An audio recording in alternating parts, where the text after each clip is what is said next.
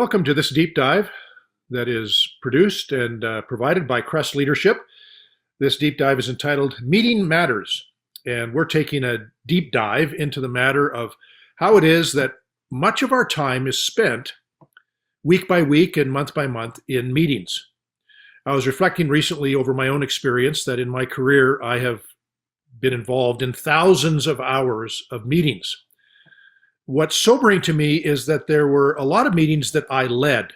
And when I asked myself the question, what are my memories of really good meetings and what are my memories of bad meetings? I don't know about you, but I have more memories of bad meetings than good meetings. And what is most sobering is that I was leading a lot of those meetings. This deep dive is provided for you because we believe, and I believe, you can do much better.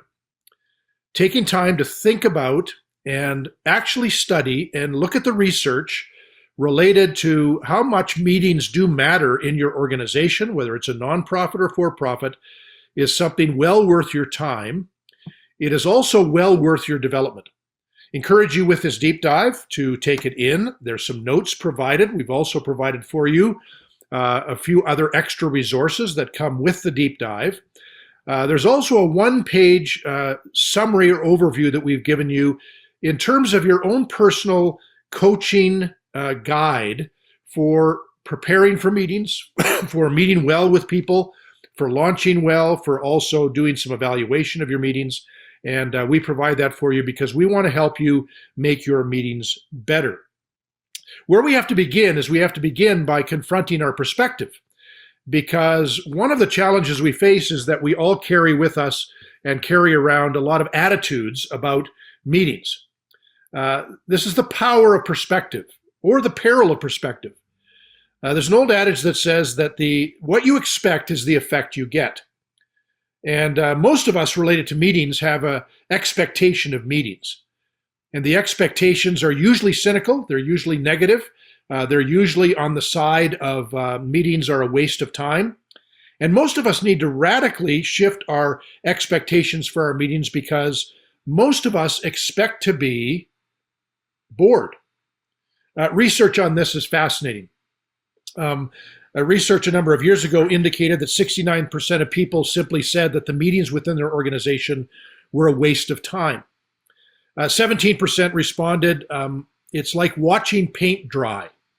8% admitted, and I'm not sure how they got at this piece of data, but 8% said, I'd rather have a root canal than attend many of the meetings in my organization. Someone has imagined what would happen if we had a roast. And the guest of honor at the roast was Mr. Meeting.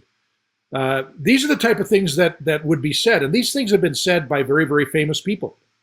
But here's a few things that come out. If you had to identify in one word the reasons that why the human race has not achieved and never will achieve its full potential, the word would be meetings.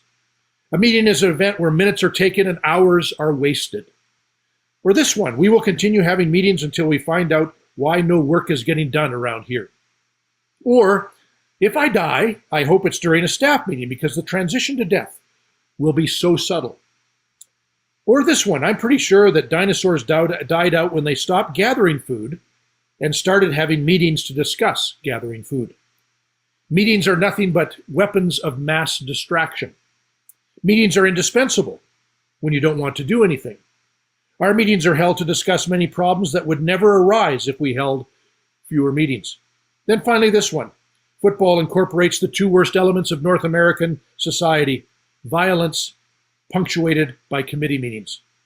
Even Peter Drucker expressed a number of years ago his own kind of cynicism about meetings when he said, meetings are a symptom of a bad organization. The fewer meetings, the better. I think he's speaking there a half-truth. Microsoft, most recently, has done a survey of their own employees. Here's what they discovered.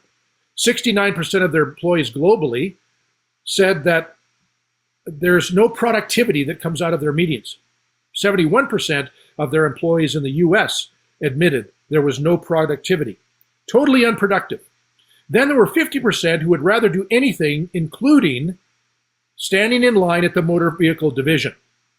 And then 35% viewed status meetings as a complete waste of time. So this is one look inside one organization, very well-known organization, and they struggle with meetings. So the most important truth on this front is your own local truth. There's all kinds of surveys that have been done that indicate this kind of cynicism and this kind of really struggling with meetings and their productivity or lack of productivity, or are they a waste of time or a good use of time? Are they an interruption, or are they necessary for the well-functioning of our organization? The most important truth is your own truth. One of the things we'll give you in this deep dive is a few simple little tools that you can use to do what is the last of the 4 large elements we're going to look at, and that is assessing regularly. Do you know the truth on your own front about how your people view the gatherings, the meetings in which they engage? Our premise is that meetings matter. They matter greatly to every organization. And ask yourself this question: what difference would it make in your organization if the following things were known by your people? That when you schedule a meeting, the meeting is necessary.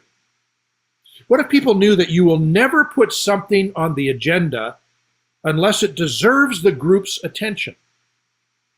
What if people knew that they could decline a meeting if their presence was not needed? Or if they were invited, they could still provide some input. What if people knew that you have a deep and radical respect for their time? What difference would that make in the overall environment of your team, your organization? What difference would this make for your team members? I believe it would make a tremendous difference. And that is why going to school on learning how to lead meetings, but also, as you sit and watch this maybe with a team, how to make the most of your participation as a team leader. Team meetings are not simply up to the leader to grab from the burning fires. There's also participants that make meetings better. So do the math. In your own organization, what is the true cost of your meetings? This is always done in a number of different ways. I have a very simple calculus that I would encourage you to think about. And we're going to look at some of the indirect or consequential costs of meetings, but the direct cost of meetings, there is a financial cost.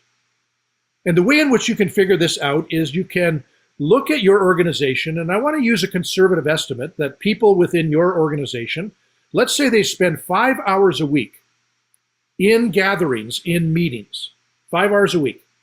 That's a conservative estimate. Many organizations are much higher, 10, 15 hours a week in meetings, project meetings, update meetings, status meetings, larger team meetings.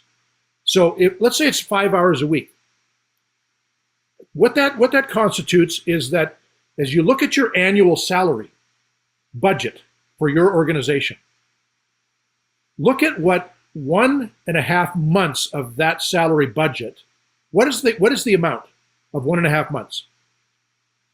That is what the investment in these things we call meetings, that's the investment being made by your organization for people who spend time in a meeting. 5 hours a week over an entire year equates to 1.5 months of your salary budget. If it's 10 hours a week, you double that, and it's 3 months of your salary budget is invested in team members gathering and doing, hopefully, some very meaningful work that is going to move forward your work in the world.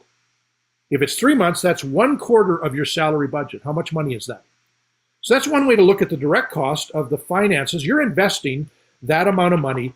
So as you look at this particular kind of overview I've given you, how much is that 1.5 or 3 months of your annual salary?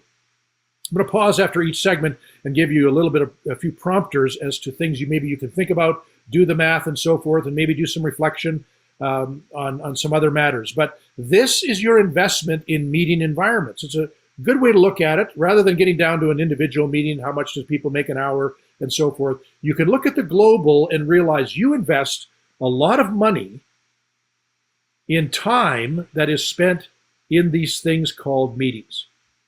Stephen Rogelberg has written a book, and I prompted in the notes that you've been given this particular book, The Surprising Science of Meetings.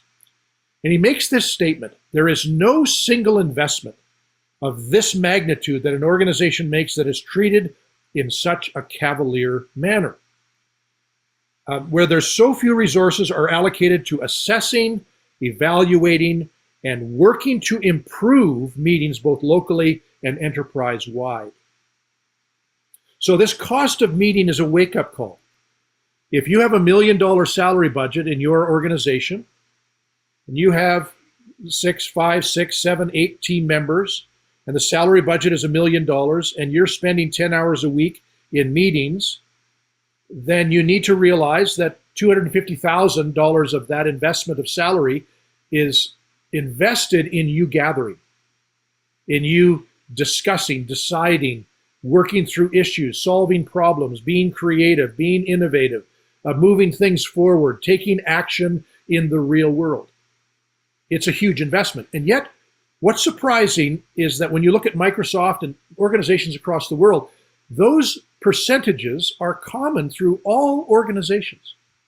Imagine 70% of people in an organization saying the meetings I attend are unproductive.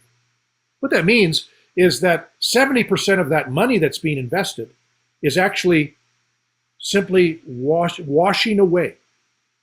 It is not achieving anything for the organization. So I want to encourage you at the end of this segment, this first segment, do a little calculus, figure out how much the cost of meetings might be for you and what you might think would be the investment you make. Also, think together on what have been some great meetings you've been in. What are the characteristics? Then what are some of the worst meetings you've ever experienced? What are the characteristics?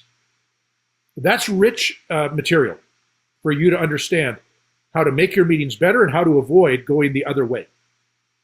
We'll see you on the other side. We're going to take in segment 2 the matter of the big picture and begin to dive into 4 things related to meetings that we believe will make your meetings much, much better and make your meetings truly matter.